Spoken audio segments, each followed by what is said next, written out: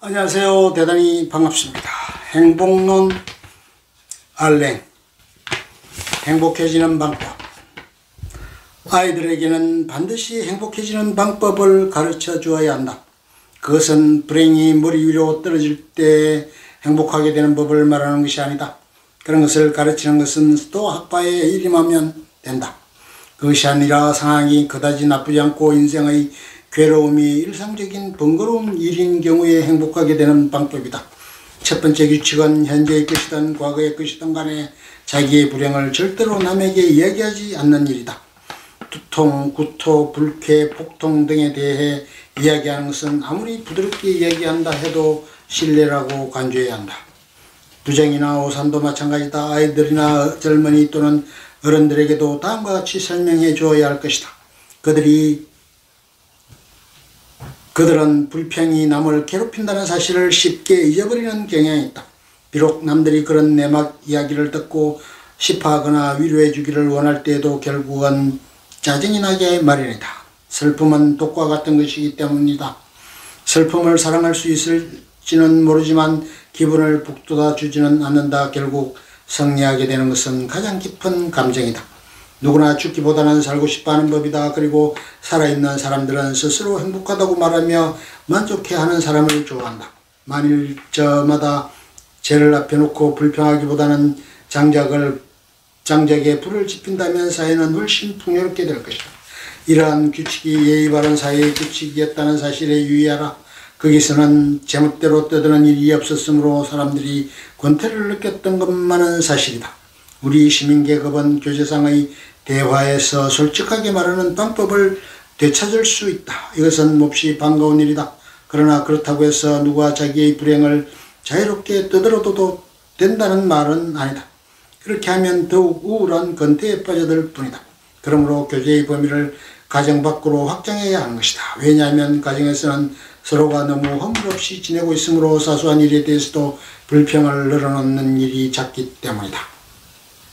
만일 조금이라도 남의 마음에 들이는 생각이 있다면 아무도 그런 사소한 일을 염두에 두지는 않을 것이다. 권력을 둘러싼 책략의 즐거움은 아마도 입 밖에 내면 건드려질 많은 사소한 일들을 잊게 되는 점에 있을 것이다. 절개 업무를 꾸미는 자들은 괴로움을 맛보게 마련이라고 하지만 그것은 음악가나 화가의 괴로움도 마찬가지로 즐거움으로 변하게 된다.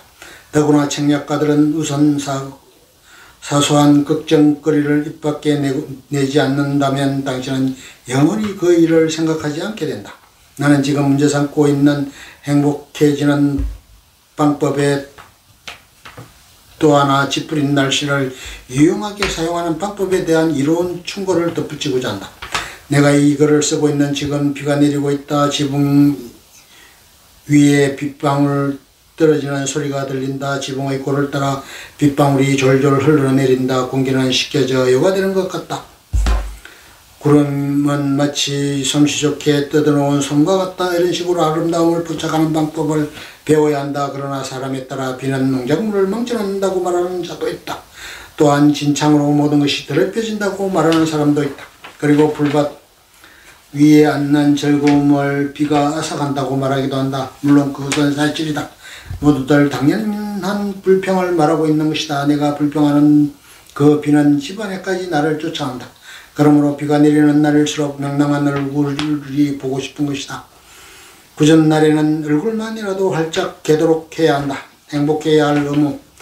불행해지고 불만을 느끼는 것은 쉬운 일이다. 남이 즐겁게 해주기를 기다리고 있는 왕자처럼 조용히 앉아있으면 된다. 행복을 상품처럼 흥정하려고 하는 눈초리는 모든 것에 권태의 빛이 덜 비운다. 그것도 아주 당당하게. 왜냐하면 거기에는 모든 선물을 경멸하는 일종의 힘이 있기 때문이다. 그러나 나는 거기서 아이들이 떡을 만드는 것처럼 보잘것없는 재료로 행복을 만드는 교묘한 작용에 대한 시기와 분노를 발견하게 된다. 나는 도망친다. 나는 경험에 의해 스스로 권태에 빠져있는 자들의 기분을 바꿔줄 수 없다는 것을 잘 알고 있다. 이와 반대로 행복은 보기만 해도 아름답다. 어린아이보다 아름다운 것이 또 있을까? 그들은 아무 생각 없이 노는 것에만 정신이 팔려있다. 자기를 위해 남이 놀아주기를 기다리지 않는다. 물론 아이들도 환한 표정을 지을 때가 있다. 모든 것 기쁨을 거절한다는 얼굴이다. 그러나 다행스럽게도 그들은 금세 잊어버린다. 문제는 어른이다. 누구나 변함없이 환한 얼굴을 하고 있는 어른들을 본 적이 있을 것이다. 거기에는 그럴듯한 이유가 있다는 것을 나도 잘 안다. 행복해진다는 것은 언제나 어려운 일이다. 그것은 많은 사건이나 사람에 대한 투쟁이다. 그 투쟁에서 패배할 때도 있다. 불가피한 사건이나 신출내기스트와 학자들로서는 감당할 수 없는 불행이 있다. 그러나 있는 힘껏 싸운 연우가 아니면 결코 졌다고 생각해서는 안 된다. 이것은 아마도 가장 명백한 의무일 것이다. 특히 내가 굳게 믿는 것은 행복해지려고 바라지 않으면 행복하게 될 수 없다는 사실이다. 그러므로 우선 행복해지기를 바라고 그럴 만한 여건을 조성해 나가야 한다. 행복해진다는 것은 타인에 대한 의무라는 사실은 아직 충분히 알려져 있지 않다. 행복한 사람만이 사랑을 받을 수 있다는 것은 옳은 말이다. 그러나 이와 같이 보상이 정당하고 당연한 것이라는 사실은 잊어버리고 있다. 왜냐하면 우리가 호흡하고 있는 이 공기 속에서 불행과 권태와 절망 등이 잔뜩 들어있기 때문이다. 그러므로 우리는 오염된 공기를 참고 견디는 정력적인 본보기 즉 공공생활을 정화하는 사람에게 감사하며 또한 전사의 영광을 바칠 의무가 있는 것이다. 그러므로 행복해지려고 맹세하는 것보다 더 심오한 것은 없다. 또한 자기가 사랑하는 사람들의 권태와 슬픔과 불행보다도 더 극복하기 어려운 것이 있을까. 남녀를 막론하고 행복이란 여기서는 자기를 위해 획득하는 행복을 뜻하지만 가장 아름답고 기분 좋은 선물이라는 것을 언제나 명심해야 한다. 더 나아가서 나는 행복해지려고 굳게 다짐한 사람에게 대한 보상으로서 월계관을 줄 것을 제안하려고 생각한 일까지 있다. 저 모든 시체, 모든 폐허, 쓸데없는 낭비, 경계를 위한 공세 등은 결코 행복해질 수 없었으며 또한 행복하고자 애쓰는 사람들을 배관시하는 자들의 소행이기 때문이다. 그랬을 때 나는 의의가 없을 만큼 둔하고 무거운 돌덩이 같은 아이였다. 그래서 슬픔과 권태 때문에 몸이 예이고 가벼운 아이들이 내 머리를 잡아당기거나 꼬집으면서 나를 업신여겼던 것이다. 그렇게 되면 내가 주먹으로 힘껏 한 대 갈겨서 일이 끝장나곤 했었다. 오늘날에는 본능적으로 전투 준비를 느꼈을 때는 결코 그 육 같은 것은 따지지 않는다. 사람은 무사태평한 것을 시기하는 악당들에 대해서 속속들이 알고 있기 때문이다. 그러므로 평화스러운 프랑스는 평화스러운 독일과 마찬가지로 여러 개구장이들에게 놀림을 받다가 나중에는 벌컥 화를 내는 건강한 어린이와 같은 것이다. 이해와 감상. 이 프랑스 철학자는 가장 비철학적인 학자이다. 생애의 대부분을 루앙과 파리에서 고등학교 교사로 지낸 알랭은 체계적인 이론을 꾸미는 것을 일삼지 않고 문해지 NRF의 매월 짤막한 수필을 썼다. 플라톤, 칸트, 데카르트, 콩트 등에게서 그가 배운 것은 결코 학설이 아니었으며 대상을 살피는 능력이었다. 그 풍부한 교양과 유연한 지성은 그로 하여금 추상적인 사상을 가지고 부질없는 장난을 하는 패단을 지향케 하고 정치, 경제, 문학, 교육 등 인간의 구체적 활동으로 정신을 돌리게 하였다. 한마디로 말해서 그는 상아탑에 갇혀서 곰팡내 나는 서적을 들추고 앉아있는 학자가 아니라 거리에 뛰어나와 생활을 맞이한 지성인이었다. 행복론은 어마어마한 철학적 저서가 아니다. 그는 구체적인 것, 일상적인 것을 소화하고 처리하는 유적인 공리공론을 배격한다. 1906년부터 1924년에 걸쳐 쓴 3편의 수필을 모아서 엮은 이 책은 우리에게 생활의 지혜를 베풀어 주려는 것이다. 물론 제1장부터 93장까지 차례차례 읽어나감으로써 알랭이 펴나가려는 행복의 이론을 따라가 보는 것이 좋겠지만 아무를 들춰보아도 우리는 귀중한 권고를 얻을 수가 있다. 가령 우월할 때는 38장의 권태라는 제목의 2, 3페이지를 벗으로 삼고 초조할 때는 제70의 인내를 충고자로 맞이하는 식으로 말이다. 책상에 앉아서 읽는 것보다는 누워서 읽는 것이 더 좋을지도 모른다. 긴장을 푸는 것이 가장 중요하기 때문이다. 사실 비근한 신뢰를 들어가면서 평이한 문장으로 꾸민 이 책은 일생을 너무 어렵게 생각하고 스스로 행복의 길을 막는 긴장된 정신의 소유자를 위한 복음서이다. 알랭은 이미 1912년 자기가 고민해서 해방되었다고 하는데 그 비결은 우리에게 다정스럽게 이야기해 주려고 한다. 그는 풍부한 경험과 깊은 통찰력을 가진 친절한 의사이며 이 한 권의 책에 정신의 보건학이라는 별명을 붙여도 좋을 것이다. 알랭은 모두 자신 있는 의사와 마찬가지로 괴로워하는 환자 앞에 자기의 깊은 학식을 늘어놓지 않고 병상을 정확하게 규명하려고 한다. 즉 행복이란 무엇이냐는 식의 직공법을 취하지 않고 행복을 가로막는 것이 무엇인지, 왜 불행하게 느끼는지 그 원인을 살펴보려는 태도를 취한다는 말이다. 이 점에 있어서 알랭은 과학적 합리주의자이다. 그는 아무리 복잡한 현상을 보더라도 그 근본적 이유를 단순한 곳에서 발견한다. 우선 제1장의 이야기가 재미있다. 울음을 거칠 줄 모르는 어린아이를 앞에 두고 이모가 별의별 가정을 다 세워본다. 성격이 틀려먹었다느니 부친을 닮아서 그렇다느니 하면서 그러나 마침내 어린애의 몸에서 바늘 하나를 찾아내고 이것이 모든 원인이라는 것을 알게 된다. 따라서 노여움, 슬픔, 짜증, 절망 등 그 숱한 해독적 정념을 해소하기 위해서는 어떠한 철학적 설교도 필요 없고 우리의 마음속에 꽂힌 이 바늘 한 개를 가려내기만 하면 되는 것이다.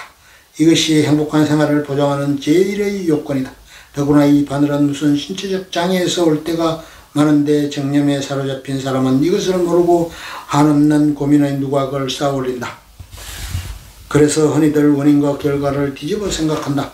극단적으로 말하면 고민에 사로잡혀 있으니까 잠이 안 온다는 식으로 말이다. 그러나 이런 경우에도 알랭은 냉정하게 원인을 살필 것을 권고한다. 사실은 운동이 부족하니까 잠이 안 오고 잠이 안 오니까 고민이 생겨 심지어 인생을 피곤하게 된다는 것이다. 그러니 매일 저녁 30분의 운동이 염세주의자를 낙천주의자로 변신시키기에 충분할 것이다. 알랭은 자기가 몹시 싫어하는 파스칼을 예로 들어 이렇게 말하고 있다. 몸이 불편했던 파스칼은 별이 많은 것에 겁이 났다. 그런데 별들을 보고서 그가 느낀 불길한 전율은 아마도 창가에서 몸이 추웠기 때문에 왔을 것이다. 만일 건강한 시인이라면 별과 벗삼아 이야기했을지도 모른다. 제4장. 그 다음으로는 항상 활동적이어야 한다. 부질없는 생각을 떠오르게 하는 난감한 처지가 행복을 가로막는 것이기 때문이다. 이런 점에서 알랭은 사상 자체의 효용성을 인정하지 않는 사상가이며 소인곤 거의 불선이라는 공자의 의견을 나누어 가지고 있다. 가령 죽음의 문제를 가지고 고민하는 경우가 그렇다. 죽음에 대한 공포는 한가한 사람의 생각이며 다급한 일이 생기면 곧 사라져 없어진다. 아마도 사운터야말로 사람이 죽음에 대해서 가장 생각하지 않는 장소일지도 모른다. 따라서 삶을 충실히 꾸려 나갈수록 삶을 잃지 않을까 하는 두려움이 감소된다는 역설이 태어난다. 제37장.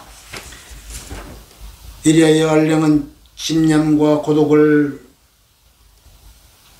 부하고 행동이라는 고역 자체에서 행복을 찾기를 권고한다.